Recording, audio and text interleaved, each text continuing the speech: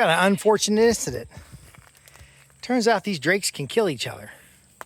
So this bird was giving the new young ones a hard time. And he's been dead for a little bit because he's in rigor mortis. But essentially, I've got 2 drakes in here, and I had 1 drake in a hutch back over there. And then there's another drake wandering around. I'm Justin Hipp from Prosperity Homestead. Didn't look like they ate a bunch of the food this morning. But here's the deal. So this one drake was harassing the new young hens. And so I took him out. And he's been fighting back and forth with the other drake that wanders around with the one hen that is sitting on eggs outside of the enclosure. And so he has gotten over here. Yeah, he's dead. He's gotten over here with these 2 guys. And it looks like these guys killed him. So he wasn't exhibiting that he was sick or anything.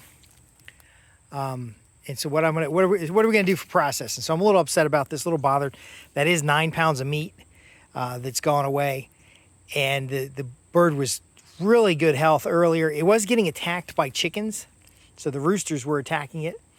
And then the drakes were going after it a little bit.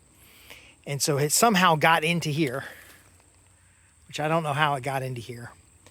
But how do we dispose of this bird? Now, the snakes that we've been killing, we've been disposing of them inside of these composters. But this bird is a little bit of volume. So you got a couple options when you're disposing dead animals on property. One, you can incinerate them, you can burn them, make a little bonfire and burn them in a bonfire. Number 2, you can compost them. I actually do have a compost pile that I can open up and put this guy in. Number 3, and if you compost them, you got to put some lime on them. Number 3 is if you catch the animal right after it dies. In this case, he's a little rigor mortis. We've been out all day. So this happened sometime between this morning and now, and it's super hot outside. So he's stiff. But if you can catch him really early, you can feed him to your animals. You can feed him to your dogs or something like that. But in this case, I'm not sure what these boys have done. I don't see a bunch of blood everywhere. I don't see a bunch of feathers anywhere.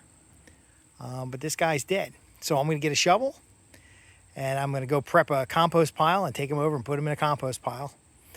Now, it's nice to know why he's dead, because if it is a poultry disease or something like that, the other birds, could be at risk.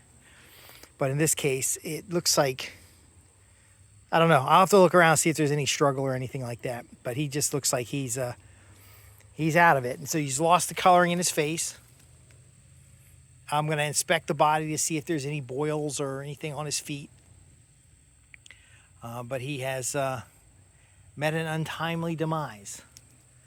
So I also will check the chickens to see if they're covered in blood, because maybe the chickens were fighting them out here, and then he got in here for shelter and just didn't make it.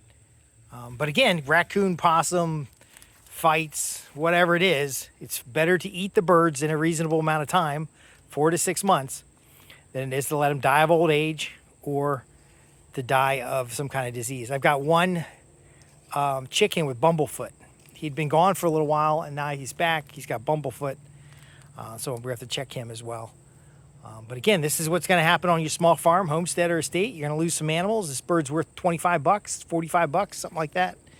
And he's dead. So he's worth nothing now, other than the composting value, which I will compost them in a pile that's larger. So a bird like this, you're probably going to want a yard of materials to compost it in, and then not turn that compost for a while. Not let chickens get into that compost or anything like that. All right, I'm Justin Hipp with Prosperity Homestead. Thanks for watching.